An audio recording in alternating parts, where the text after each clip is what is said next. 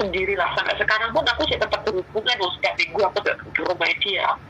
Tapi kadang tuh ikut majikan baru dia ngomongnya enak Mas Andro, enak dia nggak tahu enak apa, tapi sekali ngomong gitu mau Tyson.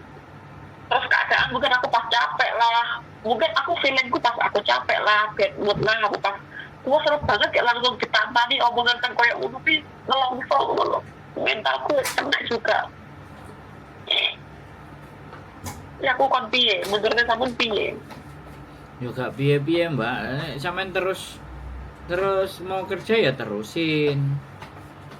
Kalau sampean mau jual rumah ya nggak apa-apa. Kalau aku memang sih, kalau sampean tanya berprinsip sama aku ya, aku memang kalau punya rumah atau punya akan tempat tinggal, saya akan cari dan bikin yang jauh dari lingkungan waktu aku kecil dibesarkan.